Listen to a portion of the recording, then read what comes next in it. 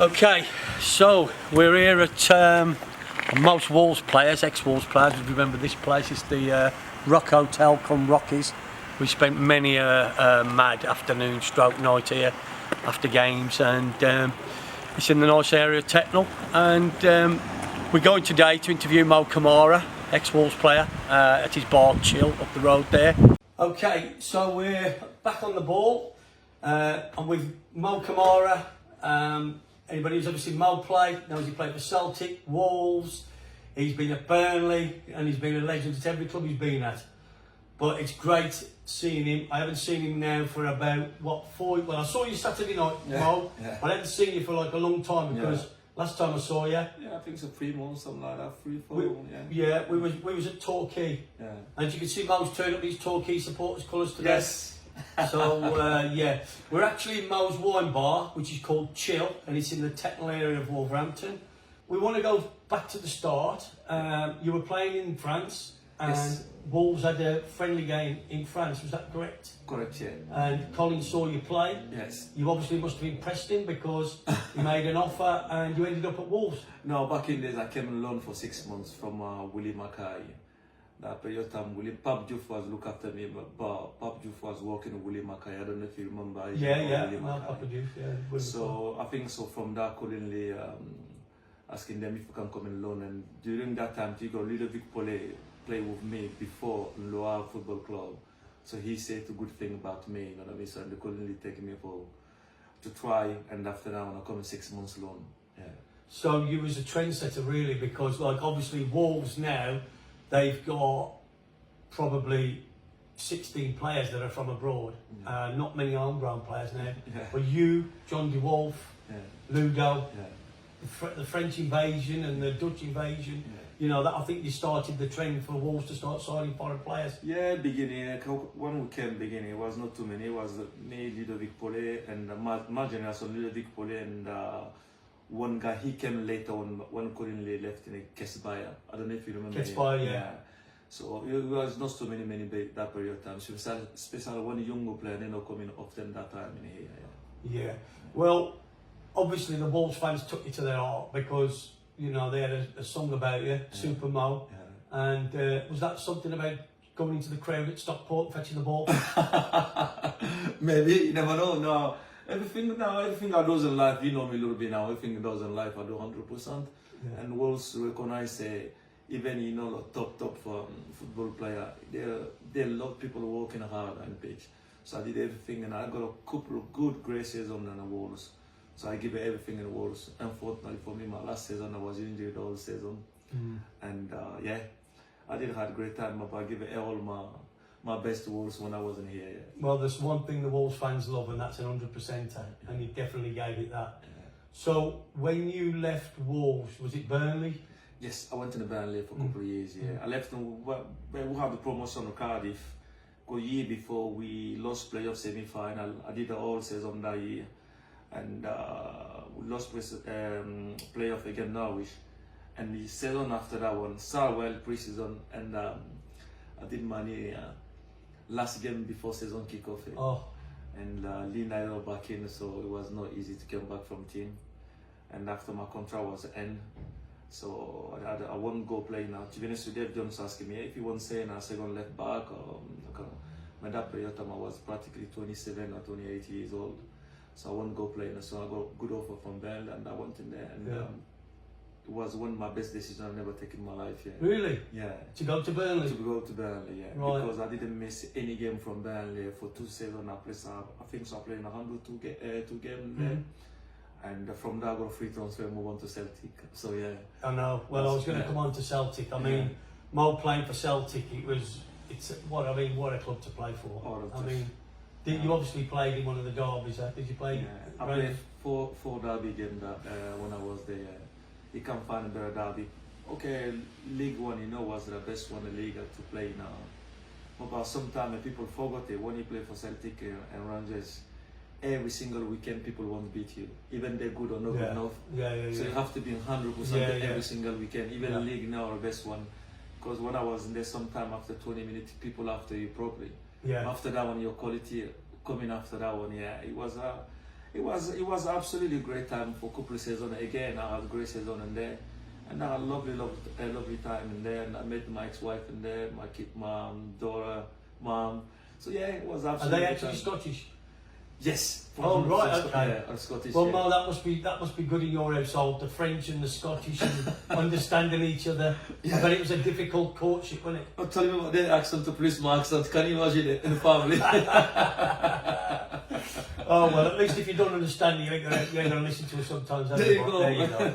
But no, I mean Celtic was a massive club to play. Oh, for. it's a massive club. Every weekend you pay 50,000 people. Minimum in a week, maybe go 30,000 people or 45,000 people, you know what I mean? Yeah. But it's an unbelievable club, you know, so you can't find a better club, you know what I mean, seriously, in the UK, seriously. Brilliant. But I mean, look, I mean, obviously, coming to England changed your footballing life, your footballing career. I mean, Yeah. not just from the football perspective, Yeah.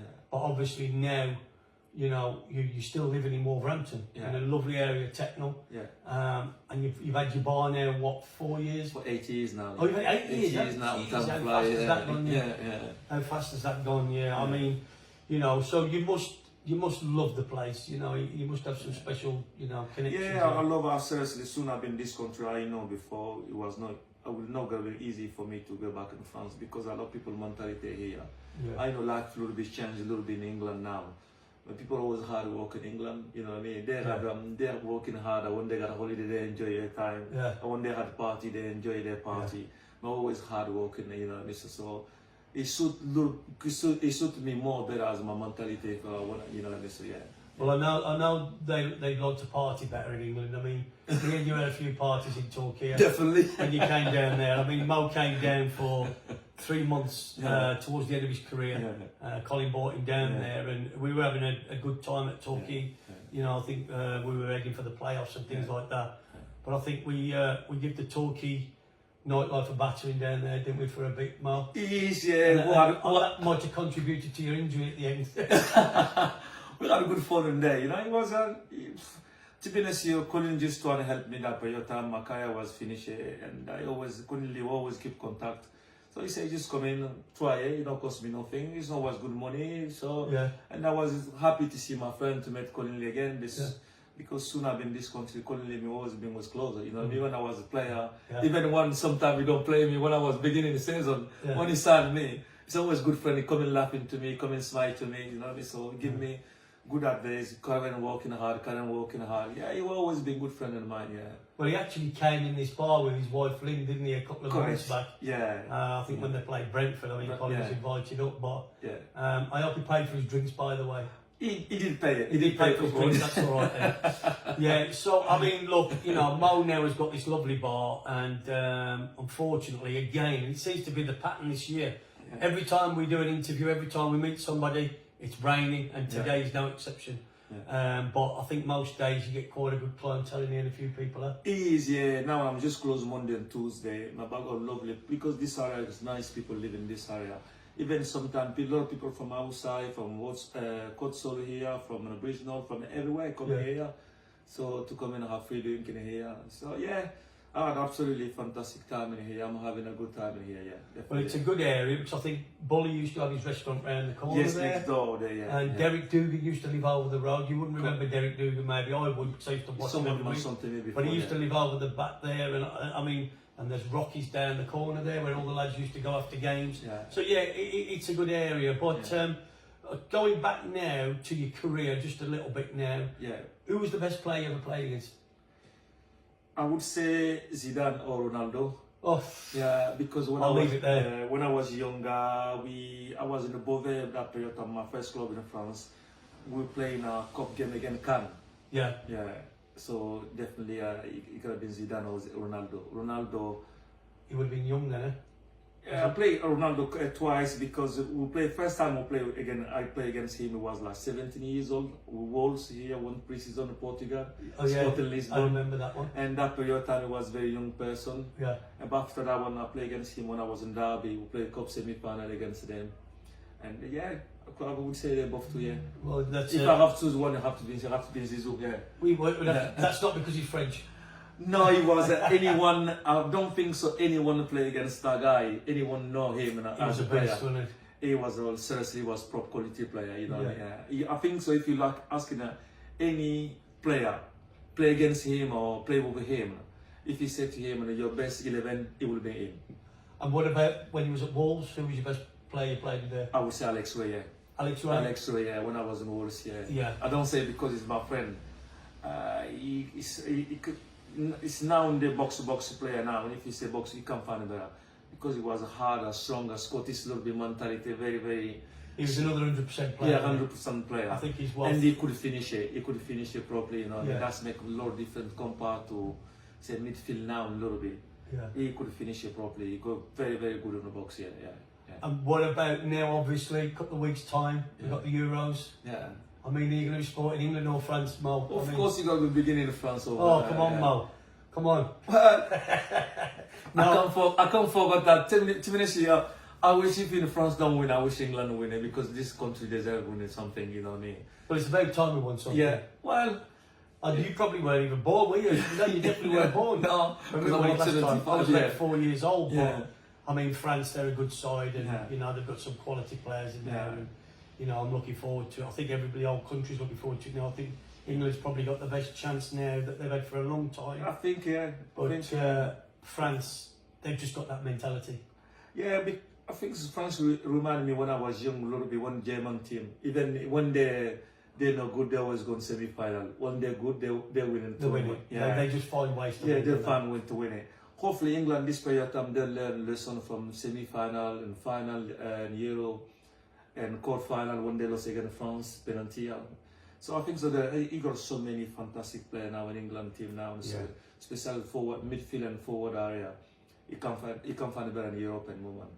I think the good thing is about them now, they've got a lot of good young players. Yeah. And I think it was Alan Hansen said you don't win nothing with kids, but I think we've got a good chance Exactly. with these kids because the good thing is now, and it's like you coming abroad. I played abroad in Finland and I played out in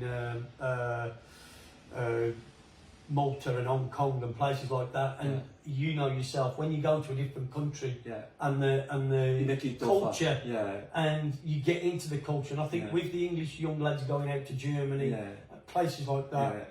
I think it's great for their education. Of course, yeah, it shows completely different mentality because sometimes when an English player is in England, in your comfort zone, everyone think he's king in the jungle, you know what I mean? Yeah. And sometimes when you go foreign country, you got some different younger player, different mentality, it make you stronger. Maybe you don't have a tough time, maybe for a couple of months or for 3 months, but after make you better player. Yeah. If you look in England, even England national team now playing in England, you got so many foreign players, they compete against the best player. If you look in Arsenal, look in Chelsea, look in Manchester United, Man City, etc., always got like 6-7 quality foreign player.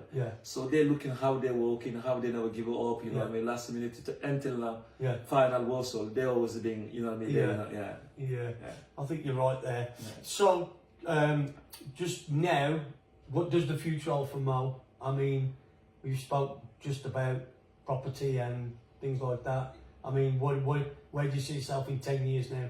Hopefully 10 years, hopefully before that one I will get back in France. You're going to go back to France? Yeah, I'll get back in Paris? France. No, I would say no, Paris remind me too much. Paris remind me when I was young. No, I don't want to go back to Paris. I go to my house not far away from La Rochelle, town called Saint-Jean-d'Angely. So I would like to go back to that area there.